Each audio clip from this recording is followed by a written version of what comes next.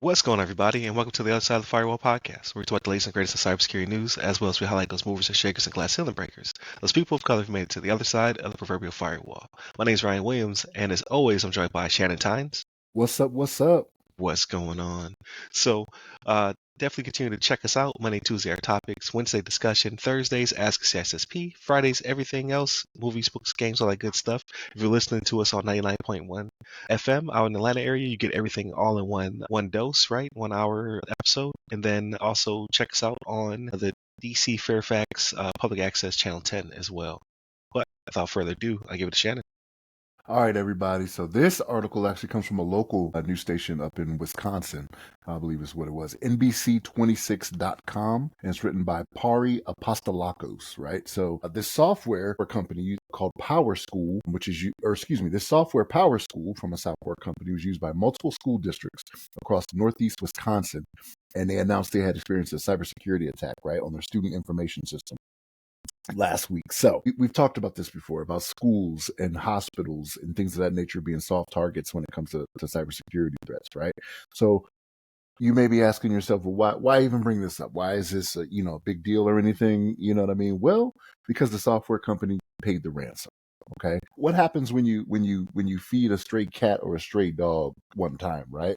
Not only do they come back to get more food, they bring their friends with them. Right. That's what ends up happening. Right. So they end up bringing their friends, and I can just see into the future. I feel like a prophet to where I'm like, okay, this is not over for them. So even though the software company paid the ransom, they have not confirmed it. It was just it's just a school district saying, hey, we know they paid it based off the cybersecurity breach. Right. So, but the point of this all, like I said, it's one of those things where if you pay them, you just open yourself up to them coming back and doing more harm. Right now, mind you, with this breach, the software company said, hey, there was no PII exposed. Let me not say PII. There was no really sensitive information, right? So no social security numbers or anything of that nature, right? Like it was just like it was names and email addresses, which is still a problem, right? Because then you open yourself up to where you start getting these phishing emails and things of that nature, right? So if you weren't already breached by one of the other weekly major breaches that happens, whether it be Verizon, Target, or whatever, right? They have something else on you that they can start getting those second and third order effects of trying to what am I trying to say? Trying to not expose people, but try to exploit. That's the word I'm looking for. Exploit people out there. But yeah, I mean, it's I've never heard of this software. I wouldn't be surprised if it's something that's used in any of my children's school as well, and I'm just not aware of it. But yeah, but the fact that they got the information that they did, right? And like I said, it's name, parent, guardian, email, phone numbers, even, right? So you can even get the text, right? That's one of those things. It's just like demographics. I mean, I don't know. You could do some stuff with demographics as well, right? As a matter of fact, if you have demographics, like it's one of those things where they can send a text or an email that looks very official because they're like, hey, we know, this about you, this, that, and the third, blah, blah, blah. Well, if they know that about me, they must know who I am, right? Could be their assumption. But yeah, we got schools. I'm putting this out there to you schools, you school districts, and you hospitals, and you water treatment plants. You got to do a better job, right? This is the day and age that we're in right now, to where this is what is happening. This is how they are getting at people because you are a soft target, right? The money may not be going into. And here's the thing: I'm not blaming the school district at all, right? Like they went through another software company that they thought was doing what they needed to do, right? But here we are, to where you can't fully trust that everyone is doing everything that they advertise that they are, right? And it's a perfect example of that. But Ryan, what's your thoughts on this, man? Yeah. So the schools are becoming just as soft targets as hospitals and what have you. Like people know that, or at least the bad actors know that people don't want this information to school, especially the kids' information, right? Like to dox a kid and have their grades and maybe their behavioral patterns and issues and things of that nature out there, and that of their teachers just kind of vile. You know what I mean? Like I don't get why I get why they'd be a target because it seems as though crime does pay and they will be paid.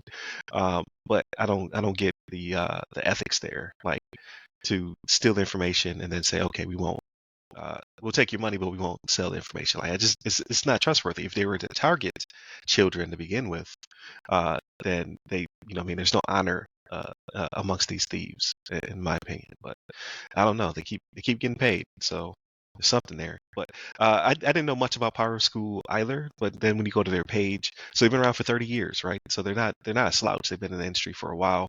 They were established in 1997. They were acquired by Apple in 2001, and then they were, I guess, at some point either Apple sold them or what have you. But in 2006, they were acquired by Pearson.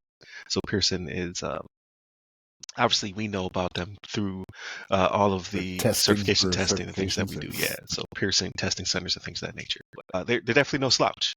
So for them to pay though just seems like a real bad move on their part. Like like you said, you fed a stray cat, so they'll be back. But B, you're a pretty big name, so you don't really want that out there that you pay ransoms. I don't think that'd be good for your shareholders and things of that nature of whomever is your parent company. But I digress. Hopefully, they did plug the hole because it says that they made sure that the bad actors were unable to continue to get more information, and that they will let the teachers and parents know when and if their information was compromised, and if it's been disclosed and things of that nature. See, and you brought up something else, man, that I didn't even think about, but I'm like, yeah, that's a good point because we talked about it before. Is one of those things like having, children's behavioral information that could be something that you could blackmail somebody for, right? Like, what's to say that uh, somebody in the Wisconsin, state Congress, doesn't have a child that goes to one of these schools or something like that, right? And then they're like, hey, we know your kid is out here eating boogers and biting kids or something like that. Do you want that out Right. for the fastest? Like, I don't know, right? Like, I don't know, like whatever it may be, right? Or he's touching the teachers inappropriately or something. Right, or Little Johnny's an arsonist. Yeah, you're right. Yeah, he's Right. starting fires on the playground or something. But yeah, that's that type of stuff that could be put out there, and it's just you don't want it out. And we talked about it before when it was Congress that got hacked, right? But it was to them specifically, right? But it was information that they may not have wanted out. But yeah, you bring up a good point in that. I didn't even think about that, about it being a blackmail thing for somebody that may be in a position of power, right?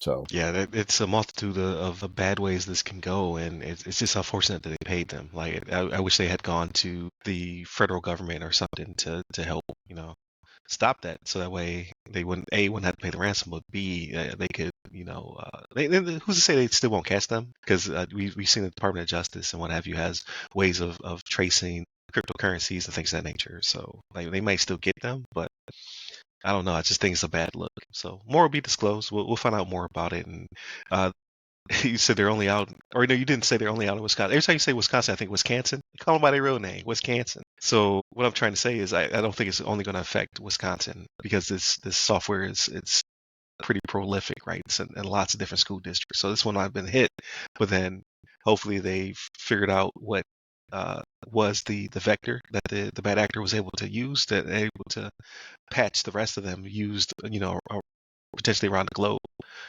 because they are in the hands of Apple and Pearson, things of that nature. So who's to say how prolific the software is, um, and if this threat vector has been sealed or closed or mitigated in some way. So I don't and know. it makes them take a harder look at other things, right? Like while they're in there patching that, they're like, all right, let's do a deep dive here and make sure there's not something else they can get us on, right? And hopefully, my hope is always it's not something that's just like a well-known, vulnerability that's been put out there that they just didn't patch, right? Like they Yeah, didn't take the time to do. Like if it's a 0 day or something like that, like with 0 days, I'm willing to be more I don't want to say more lenient, but I'm more understanding, right, of a 0 day. It's like, yeah, okay, nobody knew it. It's whatever. Unless it was told to you, right? Unless one of these think tanks out here was like, hey, we notified you 90 days ago, you still didn't patch it, and then you got hit with it. Then yeah. I got a problem. But yeah, if it's a CVE that starts with 2023 or something like that, I'm like, hey Right. man, And now what is there's going on? issues. Yeah. Yeah, what's going on here, man? Yeah. So hopefully more will be disclosed on this side, right? So we can talk about it, we can do research, forensics, things of that nature, as opposed to like only the bad guys know about it now and they got paid. So, but definitely continue to check us out throughout the week. Again, Monday and Tuesday are topics. Wednesday discussion. Thursdays Ask a CISSP, and then Fridays everything else, movies, books, games, all that good stuff. Hit us up by the website to go by our name, the other side of the firewall, the other side of the FW, or Ask a CISSP. Give me a personally. I'm at RY Security Guy. That's RY Security Guy. You can find me pretty much everywhere, but LinkedIn is where I'm most active. And then, yeah, hit us up. stay safe, stay secure.